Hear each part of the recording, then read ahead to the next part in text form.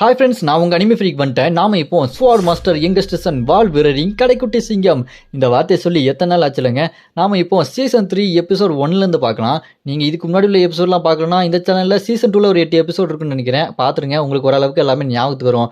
அப்படி உங்களுக்கு ஒரே வாரத்தில் ஒன்லைனாக சொல்லணும் இதுக்கு முன்னாடி என்ன நடந்ததுன்னா ஒரு சின்ன வரியில் சொல்லி முடிச்சிடலாம்.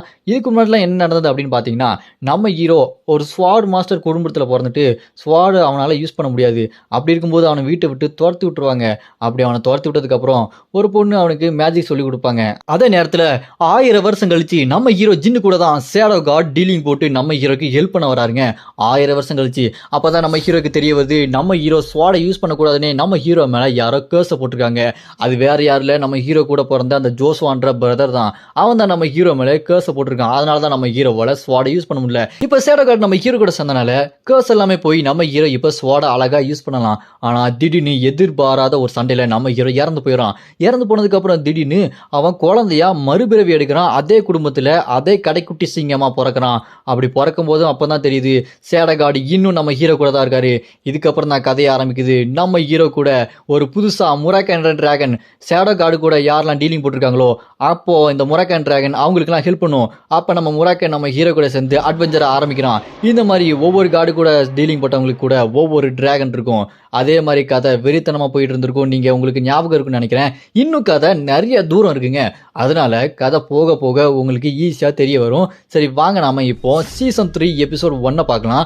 சீசன் 2 கடைசியில் என்னாச்சுன்னா நம்ம ஹீரோ டெமி கார்டு கூட சண்டை போட்டு ஸ்வாட்ல ஷேடோ பவரை கொண்டு வரணும்னு சொல்லிட்டு அந்த இடத்துக்கு போயிருப்பான். அதாவது ஷேடோ கார்டுக்கு வேலை பார்த்தவங்க இவங்க தான் டெமி கார்ட்ஸ். இவங்கெல்லாம் பிரதர்ஸ் மாதிரி ஒன்னாவே இருப்பாங்க. அங்க நம்ம ஹீரோ போய் ட்ரைனிங் எடுத்துட்டு இருப்பான். அங்க ட்ரைனிங் எடுக்கும்போது ஷார்க்ன்ற ஒருத்தன் கூட சண்டை போட்டிருப்பான். அங்க ஷார்க்ன்றவன் நம்ம ஹீரோ போட்டு புரட்டை எடுத்திருப்பான். கிட்டத்தட்ட நம்ம ஹீரோ சாகர் நிலைமைக்கே போயிருப்பான். அதோட அந்த எபிசோட் முடிஞ்சிருக்கும். வாங்க நம்ம இப்போ சீசன் 3 எபிசோட் 1ல என்ன நடக்குதுன்னு பார்க்கலாம். இந்த எபிசோட் 1 ஸ்டார்டிங்ல நம்ம ஹீரோ அப்படியே ஏதோ ஒரு ஆழத்துக்குள்ள மூழ்க மாதிரி போயிட்டு இருப்பான். அப்ப நம்ம ஹீரோக்கு ஞாபகம் வரும் நம்ம ஹீரோவோட மினாக்கா, லூனாக்கா இல்லைங்க, இன்னொரு மினாக்கா இருப்பாங்க பார்த்தீங்களா, ஞாபகம் இருக்கா? அந்த மினாக்கா எலிக்சர் ஆஃப் லைஃப் கொடுத்துருப்பாங்க. அதை நம்ம ஹீரோ குடிச்சனால தான் இப்போ ஏதோ தட்டு மாதிரி உயிரோடு இருக்கான். அப்படியே நம்ம ஹீரோவோட நெஞ்சில் டெமிகார்ட்ஸ் நெஞ்சில் எப்படி அந்த எல்லோ ஸ்டோன் பயங்கரமா மின்னுமோ அதே மாதிரி நம்ம ஹீரோவோட நெஞ்சிலையும் அது மின்னும். அதை பார்த்து நம்ம ஹீரோ என்னது இது புதுசா என்கிட்ட வந்திருக்கேன்னு சொல்லிட்டு நம்ம ஹீரோ அப்படியே கண்ணு முடிச்சு உயிரோட வந்துருவான். வந்ததுக்கப்புறம் அங்க இருக்க ராஜமாதா கிட்ட, ராஜமாதா இது எதுக்காக எனக்கு கொடுத்தீங்க? என்ன பரிதாபப்பட்டு கொடுத்தீங்களா? நான் எதுக்கு வேலைக்காக மட்டும் நினைச்சீங்களா? இதை நான் உடச்சு போட்டுருவேன் அப்படின்னு நம்ம ஹீரோ ரொம்ப கோவமா சொன்னோன்னே, அதை கேட்டு அங்க ராஜமாதா நீ எதுக்காக உடச்சு போடணும்? இது உனக்கு கிடைச்சது தகுதியான ஒண்ணு தானே, அப்புறம் எதுக்கு நீ உடைக்கணும்? இதுக்கு நீ தகுதியானதான் அப்படின்னு சொன்னோன்னே, அதை கேட்டு நம்ம ஹீரோ அப்படின்னா நான் அதை உடைக்கணும்னு அவசியம் நினைக்கிறேன். ஆனா நான் சீக்கிரமா போய் ஆகணும். இங்க 2 மாசத்துல இருந்து வெளியே கிளம்பி ஆகணும். ஏன்னா அங்க ஒரு முக்கியமான டீலிங் நடக்குது. அங்க போய் நான் அதை கலைச்சாகணும் அப்படின்னு நம்ம ஹீரோ சொன்னோன்னே, அதை கேட்டு ராஜமாதா ஓ அப்படியா, அப்படின்னா கொஞ்சம் ட்ரைனிங்கை ஃபாஸ்டா எடுத்து முடிக்கலாமா அப்படின்னு ராஜமாதா சொல்லுவாங்க. அப்படி கட் பண்ண இந்த பக்கம் அதே சார்க்கு கிட்ட நம்ம ஹீரோ மறுபடியும் சண்டை போட ட்ரைனிங் எடுப்பான். மாத்தி சண்டை போட்டுட்டே இருப்பான். தொடர்ந்து சண்டை போட்டுட்டு இருக்கும்போது நம்ம ஹீரோக்கு 10 நாள் கழிச்சு என்ன தோணும்னா, பரவாயில்லையே லூனாக்கா அளவுக்கு பவர்ஃபுல்லாக இருப்பானோ அப்படின்னு தோணிருக்கு. அப்படியே தொடர்ந்து 20 நாள் 30 நாள் போக போக பாக்ஸிங் ஈஸியாக இருக்கிறது அப்படின்ற மாதிரி அவங்க கூட சண்டை போடுறதுக்கு நம்ம ஹீரோ ஈஸியாக இருக்க மாதிரி இருந்திருக்கு. ஆனால் என்ன ஆகுது, நம்ம ஹீரோட கையை காலை அப்படி வெட்டுப்பட்டு சாகர் நிலைமைக்கு நம்ம ஹீரோ அடிக்கடி போயிடுறான். அப்புறம் அங்கே இருக்க டெமிகார்ட்ஸை நம்ம ஹீரோவை ஹீல் பண்ணி ஒரு வழியாக கொண்டு வந்துடுறாங்க. அப்படி அந்த சாருக்கு சண்டை போட்டு முடிச்ச உடனே நம்ம ஹீரோ கிட்ட, டேய் நீ எல்லாமே நடா பண்ண போறேன், அடிக்கடி உன் கையை காலை தான் வெட்டுவேன், எனக்கு ரொம்ப போர் அடிக்க போகுது அப்படின்னு சொன்னேன். அது கேட்டு நம்ம ஹீரோ என்னடா இப்போ என்கிட்ட ரொம்ப க்ளோஸாக பேசிட்டு இருக்க? இல்லை அப்படிலாம் பேசாத, நீ எப்பவும் போல பயங்கரமா சண்டை போடு, நானும் அவங்க கூட பயங்கரமா சண்டை போறேன் அப்படின்னு பேசிட்டு இருக்கும்போது அங்க மேல ராஜமாதா உட்காந்துட்டு இருப்பாங்க. அங்க நம்ம ராஜமாதா இங்க பாருங்க எல்லாருமே கவனிங்க, இப்போ நம்ம ஜின்ன எல்லாருமே நம்மளோட பிரதரா யார் யார் ஏத்துக்கிறீங்க அப்படின்னு கேட்டோன்னே, அங்க ஒருத்தர் இருப்பான் பாருங்க, அவன் பேர் தான் வால்ராக். அவனுக்கு நம்ம ஹீரோவை சுத்தமா பிடிக்காது. ஆனா அவன் தான் முதல்ல நம்ம ஹீரோவை பார்த்து இவன் தான் எனக்கு உண்மையான பிரதர் அப்படின்னு சொல்லிட்டு நம்ம ஹீரோவை சப்போர்ட் பண்ணுவான். அது மட்டும் இல்லாம நம்ம ஜம்போ அப்புறம் கோக்கி குமாரி இந்த மாதிரி எல்லாருமே ஆமா இவன் ரொம்ப திறமையானவன் தான், கண்டிப்பா நீ என்னோட பிரதர் தான் ஜின் அப்படின்னு சொல்லிட்டு அவங்க எல்லாருமே நம்ம ஹீரோக்கு சப்போர்ட் பண்ணுவாங்க. அதை கேட்ட ராஜமாதா இப்ப நான் அறிவிக்கிறேன், நம்ம ஜின் இப்ப நம்மளோட சொந்த பிரதரா மாறிட்டாரு அப்படின்னு சொல்லிட்டு ராஜமாதா அங்க இருந்து எல்லாத்துக்குமே அறிவிப்பாங்க. அப்படி பிரதரா அறிவிச்சதுக்கு அப்புறம் கூட நம்ம ஹீரோ மறுபடியும் எல்லாருக்கூடயும் பயங்கரமா சண்டை போட்டு ட்ரைனிங் எடுத்துக்கிட்டே தான் இருக்கான். சும்மா ட்ரைனிங் வெறித்தனமா போயிட்டு இருக்கு. அப்படி போயிட்டே இருக்கும்போது மறுபடியும் அந்த ராக் கூட நம்ம ஹீரோ சண்டை போடுவான். ஆனா இந்த தடவை ராக் என்ன பண்றான், நம்ம ஹீரோ கிட்ட ஒரே அடிதான் ஸ்வாட்ல அடி வாங்கினதுக்கு அப்புறம் பொந்து கீழே வந்துட்டு ஐயோ அம்மா வலிக்குதே அழிக்குதே அப்படின்னு சொல்லிட்டு கீழே விழுந்து துடிச்சிட்டு இருக்கான். அதை பார்த்து நம்ம ஹீரோ ஆட்டா பைத்தியக்காரனாயே என்ன அவார்டா கொடுக்குற கொடுக்குறாங்க, இப்படி நடிக்கிற அப்படின்னு சொல்லிட்டு நம்ம ஹீரோ அவனை பார்த்து கடுப்பாயி சரி எந்திரி எந்திரி அப்படின்னு சொல்லிட்டு நம்ம ஹீரோ அவனை கை கொடுத்து எழுப்புனதுக்கப்புறம் அப்படியே கட் பண்ணா நம்ம ஹீரோ நைட் நேரம் அங்கே பார்ட்டி கொடுக்குறாங்க. நம்ம ஹீரோ பார்ட்டி கொடுக்கும்போது அதை எடுத்து அப்படி குடிக்கலான்னு சொல்லிட்டு பார்த்துட்டு மடக்குன்னு குடிக்கிறான். இது என்ன பார்க்கறதுக்கு பயங்கரமாக இருக்கேடா அப்படின்னு சொல்லிட்டு கொக்கிக்கு மட்டும் கேட்கும்போது இதெல்லாம் நகை மாதிரி ரொம்ப உயர்ந்த உலோகங்களால் செய்யப்பட்டது, இதோட டேஸ்ட் அப்படி தாண்டா இருக்குன்னு சொல்லிட்டு அங்கே இருக்க சாருக்கு நம்ம ஹீரோக்கு ஊற்றி கொடுக்குறான். அங்கே சாருக்கு நம்ம ஹீரோ ரொம்ப பெஸ்ட் ஃப்ரெண்டாக மாதிரி அப்படியே ஊற்றி காக்டெயிலாம் பயங்கரமாக குடிச்சிட்டு இருக்கிறாங்க. அப்படியே குடிச்சு கூத்தடிச்சுக்கிட்டு இருக்கும்போது நம்ம ஹீரோ அப்படி இந்த பக்கம் வரும்போது அங்கே பார்த்தா யார் இருக்கா, அதான் பெல்லிசி இருக்கிறா. அங்கே பெல்லிசி ஏய் நாங்கள் இங்கே 5000 வருஷம் மாட்டிகிட்டு இருக்கோம், வெளியே பயங்கரமான மேஜிக் பவரில் வந்திருக்காமே, எங்களை வெளியே கூட்டு போக முடியுமா அப்படின்னு கேட்டோன்னே அதை கேட்டு நம்ம ஹீரோ அப்படி கூட்டு போக முடியுமான்னு தெரியல, அப்படி முடிஞ்சதுன்னா கண்டிப்பாக கூட்டு போகிறேன் அப்படின்னு நம்ம ஹீரோ அவட்ட சொல்லி அவளை சந்தோஷப்படுத்திட்டு இருப்பான். அப்படியே கட் பண்ண அடுத்த நாள் காலையில் ராஜமாதா நம்ம ஹீரோவை பார்க்க வராங்க. நம்ம ஹீரோ பார்த்து நான் உன்னை தேடிட்டு இருந்தேன், நீங்கள் தான் இருக்கியான்னு சொல்லிட்டு அந்த ஸ்வாடு புடின்னு சொல்லிட்டு நம்ம ஹீரோ கிட்ட ஒரு ஸ்வாடை கொடுக்குறாங்க. அதுதாங்க ஃபீனிக்ஸ் தண்டர் ஸ்வாடு, ரொம்பவே பவர்ஃபுல்லான ஒன்று. அதை நம்ம ஹீரோ கிட்ட கொடுத்து இதை வச்சுக்க, இப்போ நீ என் கூட டூயல் போட போற, நானும் நீயும் சண்டை போட போறோம் அப்படின்னு சொல்லிட்டு ஒரு பெரிய குண்டை போடுறாங்க. இவங்க ஒரு டெமிகார்டு, ரொம்ப பவர்ஃபுல்லான ஆளு. இவங்க நம்ம ஹீரோ கூட சண்டை போட்டா நம்ம ஹீரோ எப்படி ஜெயிக்க முடியும்? அதே டவுட் தான் நம்ம ஹீரோக்கு. ஏங்க எனக்கு டைம் இல்லை, நான் சீக்கிரமா வெளியே போகணும்னு சொன்னேன் இல்லைங்க, உங்க கூட சண்டை போட்டா நான் எப்படிங்க வெளியே போக முடியும், ரொம்ப நாள் ஆகுமே அப்படின்னு சொன்னாலுமே அதை கேட்டு டெமிகார்டான அந்த ராஜமாதா நீ கவலைப்படாத, நம்மளை சுற்றி இருக்கிற டைமை நான் கண்ட்ரோல் பண்ணிக்கிறேன், நீ சண்டை போடு, டைமை ஃப்ரீஸ் பண்ணிக்கலாம் அப்படின்னு சொல்லிட்டு அப்புறம் சண்டை ஆரம்பிக்கும் பாருங்க. இவன் நம்ம ஹீரோ ஸ்வாடை எடுக்கிறதுக்கு முன்னாடியே நம்ம ஹீரோ செத்து போயிடும். அந்த அளவுக்கு அவங்க ரொம்ப ஃபாஸ்ட்டாக இருக்காங்க. நம்ம ஹீரோவால் ஸ்வாடை கூட சொல்ல முடியலங்க, கையை வெட்டுறாங்க, தலையை வெட்டுறாங்க, உடம்பு வெட்டுறாங்க, இந்த மாதிரி நிறைய தடவை எத்தனை தடவை செத்தோன்னு நம்ம ஹீரோ கூட தெரியல. அந்த அளவுக்கு நம்ம ஹீரோ நிறைய தடவை செத்து போகிறான். இருந்தாலும் நான் விட மாட்டேன்னு சொல்லிட்டு நம்ம ஹீரோ விட்டா முடிச்சா அந்த ஃபீனிக்ஸ் ஸ்வாடை எடுத்து ராஜமாதாவை அட்டாக் பண்ணலான்னு சொல்லிட்டு அட்டாக் பண்ணுவான். அங்கே புழுதி பறக்கும். புழுதி நான் போனதுக்கப்புறம் பார்த்தா ராஜமாதா கிட்ட ஸ்வாடை கொண்டு போயிடுவான். இருந்தாலும் ராஜமாதா அதை அசால்ட்டாக தடுத்து நிப்பாட்டிடுவாங்க. பரவாயில்லையே, நீ அந்த ஃபீனிக்ஸ் ஸ்வாடை எடுத்து என் மூஞ்சுக்கு நீராக நீட்டிட்ட, நான் இதை எதிர்பார்க்கவே இல்லை அப்படின்னு சொல்லிட்டு ராஜமாதா நம்ம ஹீரோவை புகழ்ந்துட்டு இருப்பாங்க. நம்ம ஹீரோவும் இந்த ஸ்வாடை எடுக்கிறதுக்கு நான் எவ்வளோ கஷ்டப்பட்டேன், 10,000 தடவைக்கு மேலே செத்து போயிருப்பேனே அப்படின்னு சொல்லி நம்ம ஹீரோ யோசிச்சுட்டு இருப்பான். அப்புறமா இந்த ஸ்வாடை நீ வச்சுக்கோ, இது ஃபீனிக்ஸ் தண்டர் ஸ்வாட், இது உனக்கு ஃபீனிக்ஸ் தண்டர், அது மட்டும் இல்லாமல் கடலோட சக்தியை உனக்கு ஆசீர்வாதமாக கொடுக்கும், இதை நீ பேட்டில் சண்டை போட்டால் கண்டிப்பாக உனக்கு வெற்றி நிச்சயம் தான், இதை நீ வச்சுக்கோ அப்படின்னு சொல்லிட்டு நம்ம ஹீரோ கிட்ட அங்கே ராஜமாதா கொடுத்தோன்னே ரொம்ப நன்றிங்க, நான் இங்கேருந்து கிளம்புறேன்னு சொல்லும்போது ஆமாம் நீ ஒரு நல்லபடியாக போய் உன்னோட சக்தி அதிகரித்து நீ பெரிய ஆளாக வரணும் அப்படின்னு சொல்லும்போது ரொம்பவே நன்றிங்கன்னு சொல்லிட்டு நம்ம ஹீரோ அப்படி தலை குனிஞ்சு நன்றி சொல்லுவான். உடனே ராஜமாதா நம்ம ஹீரோவோட அப்படி கன்னத்தை பிடிச்சி இங்கே பாரு, நம்மலாம் பிரதர்ஸ் சிஸ்டர்ஸ், நம்மளுக்குள்ள இந்த மாதிரியான நன்றி சாரி இந்த மாதிரிலாம் இருக்கக்கூடாது, நம்ம எல்லாருமே ஒரே மாதிரி தான், நீ எனக்காக வெளியே போய் ரொம்ப சக்தி வாய்ந்தவனா மாறு, புரிதாடா தம்பி அப்படின்னு நம்ம ஹீரோவோட கண்ணத்தை பிடிச்சி ராஜமாதா சொல்லுவாங்க. அப்படியே நம்ம ஹீரோவா சரிங்கன்னு சொல்லிட்டு அங்கேருந்து நம்ம ஹீரோ கிளம்புவான். அப்படியே நம்ம ஹீரோ திரும்ப பாலைவனம் வழியாக வெளியே வந்துட்டு இருப்பான். அங்கே பார்த்தா அந்த பாலைவனத்துக்கு போகிறதுக்கு வழி சொன்னேன், அந்த குட்டி குட்டி குயிட் கிரியேச்சர்ஸ் எல்லாம் அங்கே சமைச்சிட்டு இருப்பாங்க.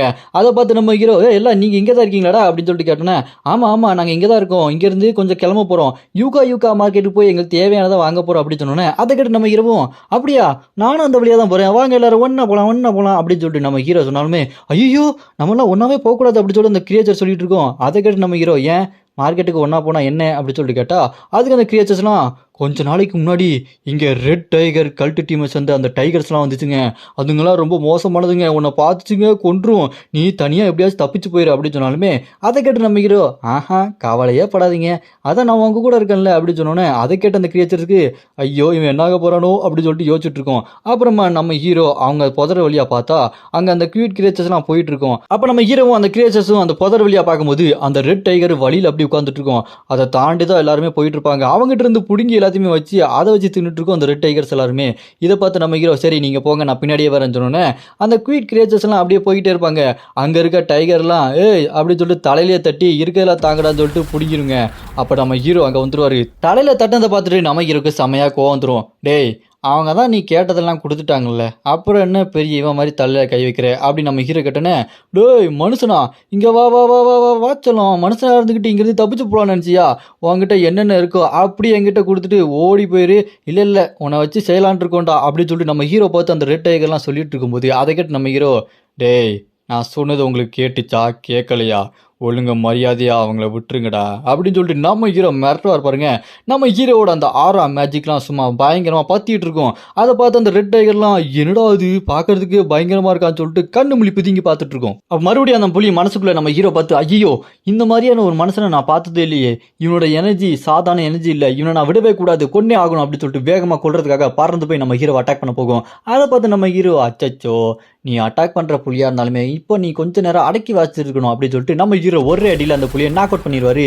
அதை பார்த்து இன்னொரு புலி அப்படியே பயத்தில் நடுங்கிட்டு ஐயோ வரி புலியா இருந்த நம்மள ரசத்துக்கு போற புலியா மாத்திரம் போல இருக்கே அப்படின்னு சொல்லிட்டு நம்ம ஹீரோ முன்னாடி போய் மண்டி போட்டு ஐயா என்ன மன்னிச்சிருக்க ஐயா தெரியாம சண்டை போட்ட ஐயா அப்படின்னு சொல்லிட்டு கேட்டோன்னே அதை கேட்டு நம்ம ஹீரோ டேய் ஒழுங்கு மரியாதை அவனை தூக்கிட்டு ஓடிரு, நான் கண்ணை மூடி கண்ணை திறப்பேன் 3 என்றதுக்குள்ள நீங்க இருந்த உங்கள் 2 பேரோட தலையும் வெட்டிடுவேன்டா அப்படி சொன்னோன்னே கண்ணை மூடிட்டு 1 அப்படி சொன்னோன்னே ஐயா 1 ஏன் என்றீங்க இப்போ 0 நினைங்க ஓடுறீங்க அப்படி சொல்லிட்டு அந்த புலி இன்னொரு புலி தூக்கிட்டு பின்னங்கால் போடுற அடிக்க ஓடிடும். நம்ம ஹீரோ அங்கே இருக்க மீனெல்லாம் எடுத்து அங்கே இருக்க குட்டி கிரியேச்சர்ஸ்லாம் கொடுத்துட்டு சரி நீங்கள் நல்லா பார்ட்டி பண்ணுங்க நான் அங்கே கிளம்புவோம் அப்படி சொல்லிட்டு அங்கே இருக்க நிறைய தங்கெல்லாம் அந்த டைகர்லாம் பிடிங்கி வச்சிருக்கோம் அதெல்லாம் இந்த கிரியேச்சர்கிட்ட கொடுத்துட்டு யார் யார்கிட்ட இருந்து எடுத்தாங்களோ அவங்ககிட்டலாம் கொடுத்துருங்க அப்படி சொல்லும்போது இல்லை போகாதீங்க நாங்கள் உங்களுக்கு சமைச்சு தரோம் சாப்பிட்டு போங்க அப்படி சொன்னோன்னே இதுவும் நல்ல ஐடியா தான் சாப்பிட்டு போகலாம் அப்படின்னு சொல்லி நம்ம ஹீரோவும் சாப்பிட உட்காந்துருவான். அவங்க மீன் சமைச்சு நம்ம ஹீரோட்ட கொடுத்துட்டு இருக்கும்போது நம்ம ஹீரோ இப்போ புதுசாக ஒரு மிஷினுக்கு போகிறான்ல, என்ன மிஷின்னா ஜிபிளும் கென்சிலவும் ஒரு காம்பஸை எக்ஸ்சேஞ்ச் பண்ண போகிறாங்க. அதான் ஜிபிள்னா மேஜிக்கை யூஸ் பண்ணி சண்டை போடுறவங்க, கென்சிலோ குரூப்னா ரவுடி கும்பல் மாதிரி. இவங்க 2 பேரும் உங்களுக்கு ஞாபகம் இருக்குன்னு நினைக்கிறேன். அவங்க 2 பேரும் மீட் பண்ணி ஒரு காம்பஸை எக்ஸ்சேஞ்ச் பண்ண போகிறாங்க. அது ஒரு கேம்லிங் நடக்கிற இடம். அந்த கேம்லிங் நடக்கிறதுக்கு நம்ம ஹீரோ ஒரு வேஷம் போட்டு போகணும். அந்த வேஷம் போட்டு போகிறதுக்கு தலைக்கு டை அடிக்கணும், மூஞ்சில் மேக்கப்லாம் போடணும். அந்த மாதிரி யாராச்சும் தெரியுமா அப்படி சொல்லிட்டு அங்கே இருக்க கிரியேஸ்ட்டை கேட்டோன்னே அது இங்கே ஒருங்க எலிகிட்ட கூட்டு போவோம். அந்த எலியோ உங்களுக்கு என்ன கலர் வேணும், இது வேணுமா இது வேணுமா இந்தந்த ப்ரைஸு அப்படி சொல்லிட்டு ப்ரைஸ் சொல்லி மற்றவங்களை ஏமாத்துற மாதிரி ஏமாத்த பார்த்துட்டு இருக்கும்போது அதை கேட்டு அந்த குட்டி குட்டி கிரியேச்சர்ஸ்லாம் டேய் லூசு பையில அவர் யாரும் தெரியுமா எப்பேற்பட்ட ஆளும் தெரியுமா, அந்த ரெட் டைகர் எல்லாத்தையுமே அடித்து விரட்டி விட்டாரு, அவ்வளோ பெரிய ஆளுகிட்ட நீ இந்த மாதிரி ரேட்டெல்லாம் பேசிட்டு இருக்க அப்படி சொன்னோன்னே அதை கேட்ட அந்த எலி ஐயோ என்ன நீ இப்படி சொல்கிற, இதை முதல்ல சொல்லியிருந்தா அவர் எவ்வளோ பெரிய ஆளு, இவர் நம்ம எல்லாருமே காப்பாற்ற வந்த காவல் தெய்வம்டா, நான் இவரையே ஏமாத்திருப்பேன், கொஞ்சம் நீ உண்மையை சொல்லியிருக்கலாம்ல அப்படின்னு சொல்லிட்டு அந்த கிரியேச்சர் இந்த எலி மண்டையிலே கொட்டிடும். அந்த கிரியேச்சர் ஐயோ தலைவலிக்குதே அப்படின்னு சொல்லிட்டு வழியில் உட்காந்துட்டு இருக்கும்போது அந்த எலி நம்ம ஹீரோ கிட்ட வந்து நீங்கள் என்ன வேணா சொல்லுங்க நான் உங்களுக்கு பண்ணுறேன், என்னென்ன கெட்ட போடணுமோ சூப்பராக ஒரு கெட்ட போட்டு கொடுத்துறேன் ஃப்ரீயாகவே பண்ணிடுறேன்னு சொல்லிட்டு அந்த எலி நம்ம ஹீரோக்கு ஃப்ரீ சர்வீஸ் பண்ணும். அப்படி கெட்ட போட்டு முடிச்ச உடனே இதுக்கு முன்னாடி நம்ம ஹீரோ ஒரு சண்டை போடுறதுக்கான போட்டிக்கு போயிருப்பான். அங்கே தான் அந்த ஜிப்ரு குடும்பத்தை சேர்ந்தவன் அப்புறம் இன்னொருத்தனை ஃப்ரெண்ட் ஆக்கியிருப்பார் இல்லைங்களா, அந்த இடத்துக்கு திரும்ப வராரு. அங்கே சண்டை போட்டு தோத்தவங்க எல்லாருமே அப்படியே வாழ்வே மாயம்ன்ற மாதிரி வாழ்க்கையை வெறுத்து போய் அங்கிட்டு இங்கிட்டு சுற்றிட்டு இருக்கானுங்க. அப்பதான் நம்ம ஹீரோ அங்கே நடந்து வராரு. நம்ம ஹீரோவை பாருங்க அடையாளமே தெரியல, ஹேர் ஸ்டைலேருந்து ஃபேஸ்லேருந்து எல்லாமே மாறிடுச்சு. அந்த எலி பயங்கரமாக மேக்கப் போட்டிருக்கு. அப்படி நம்ம ஹீரோ அந்த சிட்டிக்குள்ள நடந்து போயிட்டு இருக்கும்போது அங்கே ஒரு பிச்சைக்கார மாதிரி ஒருத்தர் வந்துட்டு கையில் சீட்டு கொடுத்துட்டு ஐயா காசு கொடுங்க ஐயா சாமியே அப்படி சொல்லுவான். நம்ம ஹீரோனை பார்த்துட்டு டே ஜெட்டு நீயாடா என்னோட உளவாளியா நல்லாவே வேலை பார்க்குறியாடா அப்படின்னு சொல்லிட்டு நம்ம ஹீரோ அந்த உளவாளி கொடுத்த அந்த இதையும் வாங்கிட்டு கையில் காசை கொடுத்துட்டு சரி நம்ம உடனே என்ன பிளான் பண்ணி சொல்லிட்டு பார்க்கலாம் அப்படின்னு சொல்லிட்டு பார்த்தா அந்த சீட்டில் என்ன போலிருக்கு பாஸ்வேர்டு பேர்ட் பேக்கு. நீங்கள் அந்த ஹோட்டலில் போய் பாஸ்வேர்டு சொன்னோன்னே அந்த கீயை கொடுப்பாங்கன்னு சொன்ன மாதிரி நம்ம ஹீரோ ஹோட்டலில் போய் பாஸ்வேர்டு சொன்னோன்னே கீயை கொடுப்பாங்க. ரூமுக்கு போனால் அங்கே ஒரு லெட்டர் பேட் இருக்கும். அதை படித்து பார்த்தா நாங்கள் உங்களுக்காக காத்துட்டு இருக்கோம், கென்சில் குரூப்பும் ஜிபிள் குரூப்பும் அவங்க வராங்க, கூடவே அந்த ஒயிட் ஃபுல்ஃபு அவங்களும் வராங்க, ரொம்பவே ஆபத்தாக இருக்க போது நீங்கள் கொஞ்சம் கவனமாக இருக்குன்னு சொல்லிட்டு லெட்டர் பேரில் போட்டிருக்கோம். இதெல்லாம் பார்த்து நம்ம ஹீரோ நம்மளோட ஆட்கள்லாம் ரெடியாக இருக்காங்க போல இருக்கே அப்படின்னு சொல்லிட்டு அப்படியே போனால் அங்கே இருக்க கேம்லிங் நடக்கிற இடத்துல பார்த்தா அங்கே நம்ம ஹீரோனியை பாருங்க அப்படி வேற உருவத்தில் மார்வேஷம் போட்டு வந்திருக்காங்க. கையில் நம்ம முராக்கன் பூனையா மாதிரி இருக்கிறான். அந்த பக்கம் பார்த்தா காஷ்மீர் உட்காந்துட்டு இருக்காரு. பின்னாடி பார்த்தா காஷ்மீரோட ஒய்ஃப் அவங்களும் மார்வேஷத்தில் இருக்காங்க, எண்ணியா இருக்காங்க. இந்த மாதிரி எல்லாருமே மார்வேஷத்தோட வந்திருக்காங்க. அங்கே நம்ம ஹீரோ அவங்கள யாருன்னே தெரியாத மாதிரி சூதாடிட்டு இருப்பாரு. இதோட இந்த எபிசோடு இங்கே முடியுது. இதுக்கப்புறம் என்ன நடக்க போகுது, ஸ்வாட் மாஸ்டர் யங்கஸ்ட் சன் அடுத்தடுத்த எபிசோடு உங்களுக்கு வேணும் அப்படின்னு நீங்கள் நினச்சிங்கன்னா மறக்காமல் கமெண்டில் அவர் ராய்ஸ் அப்படின்னு கமெண்ட் பண்ணுங்கள். இந்த வீடியோ பிடிச்சிருந்தா மறக்காமல் லைக் பண்ணி சப்போர்ட் பண்ணுங்கள்.